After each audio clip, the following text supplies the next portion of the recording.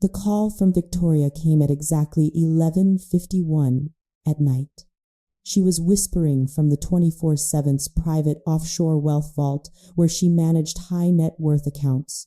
Jessica, your parents are here. They have a woman with them who looks exactly like you, and they are presenting your forged identification to clear out your trust assets. I did not cry. I did not ask why. Anger was not loud this time. It was clinical. I rubbed my eyes, attempting for a fraction of a second to summon some sense of familial regret or panic. But there was only absolute, ice-cold clarity. This was not a breakdown. It was a balance sheet. I did not collapse, and I certainly did not weep over the phone to Victoria. Instead, I moved with the ruthless corporate precision that my parents had always exploited for their own gain. Within 60 seconds of ending the call, I opened my laptop, accessed my secure enterprise terminal, and began the systemic dismantling of their financial access. For years, I had been the silent investor in their version of a family, but tonight, I was officially liquidating my shares. I initiated an immediate, irrevocable freeze on all corporate links, shared portfolios, and joint identity trusts associated with my birth family.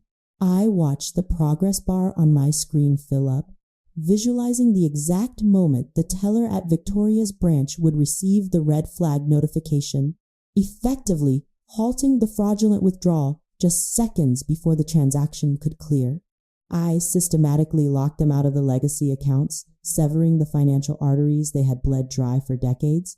In psychology, there is a concept regarding the invisible chains of a survivor, describing a state of learned helplessness where victims of long-term abuse remain in a prison without bars.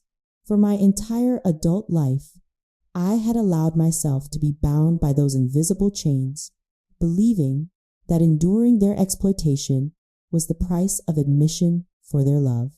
I had convinced myself that I was helpless against their demands, trapped in a psychological cell that I could have walked out of at any time. But tonight, as I clicked the final confirmation to lock down my assets and cut off their unauthorized access, the invisible chains shattered. The prison without bars dissolved into thin air. I was no longer a helpless participant in their financial game. By 12:03 in the morning, the retaliation was complete. Every line of credit, every shared equity fund, and every trust mechanism they thought they controlled was instantly frozen. I did not feel a shred of guilt as the confirmation emails flooded my inbox. They had attempted to steal my identity and drain my future, treating my life as nothing more than a profitable line item on their agenda. The shock they were about to experience at the bank counter was merely the first dividend of their reckless investment. I closed my laptop, poured myself a glass of water, and waited for the fallout to begin. To understand the magnitude of their betrayal, you have to understand the architecture of my family. I was the invisible architect, the overlooked corporate financial analyst who had silently carried the crushing weight of their financial liabilities for years. While my father, David, paraded around as a high-ranking corporate executive, and my mother, Amanda, played the role of the perfect high society enabler, I was the one working 90-hour weeks to cover the quiet corporate debts they accumulated. I absorbed their hidden liabilities and funded the lavish, reckless lifestyle of my younger sister, Samantha. Samantha was the golden child, a woman who had never worked a day in her life but drove a luxury vehicle and lived in a penthouse, all subsidized by my relentless labor. My parents treated me not as a daughter, but as a highly efficient, renewable resource. There is a psychological trap of cruel normalization that explains why a family can be so toxic for such a long period of time.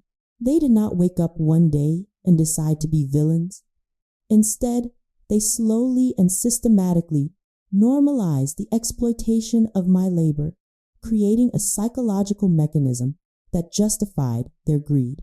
In their minds, taking from me to fund Samantha was not theft. It was simply the natural order of our family dynamic, an accepted reality where my sole purpose was to serve their needs. This trap of cruel normalization allowed them to view their cruelty not as abuse, but as an entitlement. I had spent my entire 20s believing that if I just worked harder, if I just solved one more financial crisis for David, or covered one more exorbitant credit card bill for Samantha, they would finally see my value. I thought my relentless utility would eventually earn me a seat at their table. But now I realized that their affection had always been a subscription service, and I had been the one footing the exorbitant bill. I was the silent partner in a failing enterprise, pouring my blood, sweat, and intellect into a void of entitlement. They never cared about the dark circles under my eyes or the promotions I sacrificed to bail them out of their self-inflicted disasters. They only cared that the checks kept clearing. The attempted bank fraud tonight was not an aberration. It was the ultimate logical conclusion of a lifetime of financial abuse. They believed they owned me entirely, my money, my credit, and now my very identity. They thought I would remain the compliant analyst, quietly managing their risks while they siphoned my trust fund. But they had miscalculated the threshold of my endurance. The invisible architect had finally decided to tear down the building. I was no longer their safety net or their collateral. As I sat in the quiet of my apartment, surrounded by the life I had built entirely on my own, I prepared for the storm they were about to unleash. Instead of offering an apology or expressing a shred of remorse for their attempted felony, David and Amanda launched a furious, unhinged counterattack. They were not shocked by what they had done. They were shocked that I had stopped playing along. The moment the bank teller informed them that the trust accounts were frozen, my phone began to light up with a relentless barrage of hostility. David flooded my inbox with demanding corporate jargon, ordering me to unlock the terminal and fix the clerical error immediately. When I did not respond, the tone shifted from commanding to vicious. Amanda left voicemails accusing me of tearing the family apart over a simple misunderstanding. They completely ignored the fact that they had marched into a bank vault with an impostor. To them, the crime was not the fraud. The crime was my defiance. Within 48 hours, they escalated their campaign of manipulation to the public sphere. Amanda took to social media, posting lengthy, weeping statements designed to gaslight our entire extended network. She claimed that her eldest daughter had suffered a severe mental break, fueled by corporate stress, and was currently holding the family's assets hostage out of pure paranoia. She painted a picture of a devoted family desperately trying to help a mentally unstable daughter who had turned against them in a manic delusion. Relatives I had not spoken to in years began messaging me, urging me to seek psychiatric help and to release my parents' hard-earned money. It was a masterclass in psychological warfare. They were actively attempting to destroy my professional and personal reputation to force my compliance. They assumed that the threat of public embarrassment would break my resolve. They assumed I would crumble under the weight of social pressure, unlock the accounts, and quietly return to my role as their financial servant. But they failed to understand that I was no longer operating on emotion. Anger was not loud. It was purely clinical. Their frantic social media posts and aggressive voicemails were not hurting me. They were providing me with a documented trail of their desperation. Every lie they posted, every threat David texted, was systematically archived and backed up on a secure drive. They thought they were waging a war of emotional attrition, but I was treating their attacks as discovery for a lawsuit. I did not engage. I did not defend myself in the comment sections. I let them spin their frantic, toxic web, knowing that their public gaslighting would soon collide with the cold, hard reality of the legal system. This was not revenge. It was accounting. Recognizing that my parents had chosen to escalate their aggression, I shifted the battlefield entirely. I moved the conflict from the messy, emotional realm of domestic warfare into the cold, unforgiving arena of institutional corporate litigation. I did not need a therapist. I needed a bloodhound. The next morning, I secured the services of Jonathan, a sharp, incredibly ruthless litigator renowned throughout the city for corporate fraud recovery and asset seizure. Jonathan was not the kind of lawyer who sent polite warning letters. He was the kind of lawyer who dismantled financial empires. I walked into his office, handed him a heavily encrypted flash drive containing decades of financial records, the documented evidence of the bank incident, and the archived social media threats, and told him to begin the harvest. We drafted a formal legal demand that left zero room for negotiation. There would be no mediation and no family sit-downs. The document required a comprehensive forensic audit of every single financial entity David had touched over the last 20 years and mandated total asset forfeiture within 30 days. If they failed to comply, criminal charges for aggravated identity theft and wire fraud would be formally filed with the federal prosecutor's office. Jonathan dispatched the demand via process server directly to David's executive suite, ensuring it was handed to him in the middle of his board meeting. It was a precise, calculated strike designed to humiliate him in the one place he truly valued, his professional environment. I could almost visualize the blood draining from his face as he read the 30-day ultimatum. This was the professional escalation. I was using the very corporate structures he worshipped to hold him accountable. The emotional blackmail that had governed our family for my entire life was entirely powerless against subpoenas and audit demands. My mother's tearful social media posts meant absolutely nothing to forensic accountants tracing missing funds. I had effectively stripped them of their only weapons. They had wanted to treat my life and my identity as a business transaction, so I was finally giving them the corporate restructuring they deserved. There was no sadness as I signed the retainer agreement with Jonathan, only a profound sense of operational clarity. I had been the silent investor in their version of a family, and now I was executing a hostile takeover of my own sovereignty. They had 29 days left to realize that the daughter they had systematically overlooked was the one holding the absolute power to dismantle their entire fraudulent reality. The sheer scale of their betrayal did not become fully apparent until week 3 of the forensic audit. Jonathan called me into his office, his usually composed face looking unusually grim. He had unearthed a terrifying secondary conspiracy, a criminal twist that completely removed any remaining shred of sympathy I might have harbored for my parents. The look-alike woman they had brought to the bank vault was not a random impostor hired off the street for a quick cash grab. It was Samantha, my golden child sister, who already shared my bone structure, had been heavily styled and prosthetically altered to serve as my exact physical proxy. But the horror went much deeper than a simple disguise. Jonathan slid a stack of falsified adoption and identity transfer documents across his desk, all bearing David's notarized signature from years ago. My parents had meticulously plotted to legally replace my identity entirely with Samantha's. They had engineered a long-term scheme to declare me legally incompetent or deceased, allowing Samantha to absorb my identity, my credentials, and my future earning potential, all to continuously siphon an older, highly lucrative family trust fund that only I was entitled to inherit. It is terrifying to consider the world without my existence, a hypothetical scenario where I had not intervened. If the bank freeze had not happened, their exploitation would have escalated into total erasure. I would have become a bottomless ATM, my businesses ruined, my identity stolen, and my spirit completely destroyed. This counterfactual reality highlighted the absolute necessity of my ruthless retaliation. They did not just want my money, they wanted my life. They intended to erase me from the world and install Samantha in my place, effectively trading my sovereign identity for a permanent line of credit.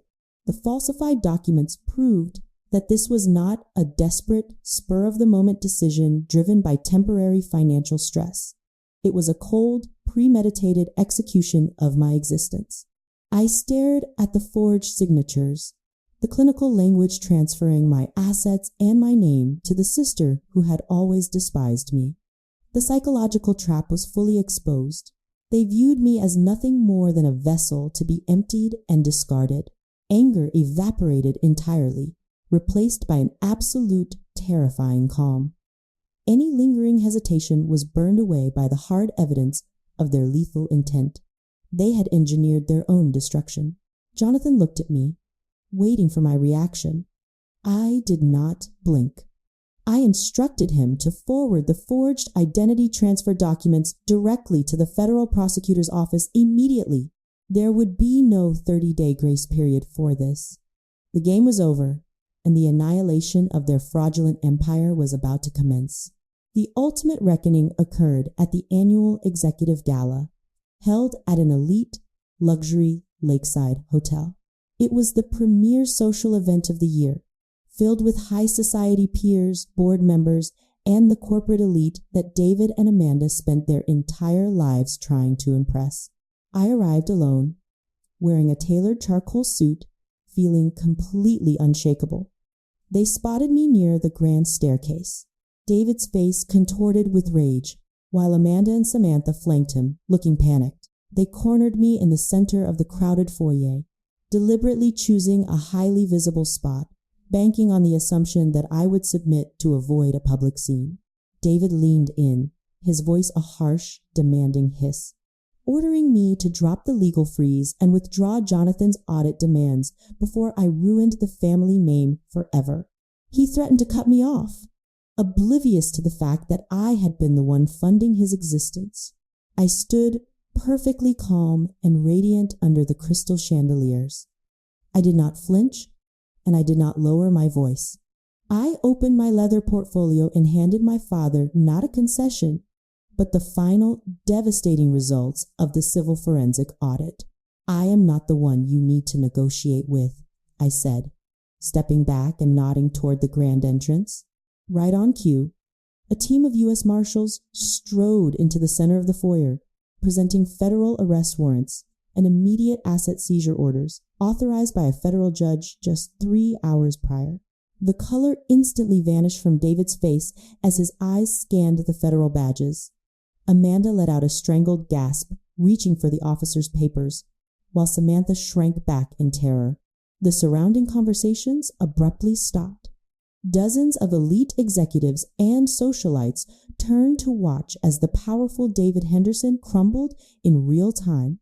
They aren't just freezing the trust, I stated, my voice echoing clearly in the sudden silence of the grand foyer. The federal marshals are currently seizing your primary residence, the corporate accounts, and Samantha's penthouse. You traded my identity for a line of credit, and now you are bankrupt. David opened his mouth to speak, to beg, to spin another lie, but the absolute finality in my eyes silenced him. The power flip was total and irreversible. They had lost. I turned on my heel, the click of my heels sharp against the marble floor, and walked out the grand doors into the cool night air.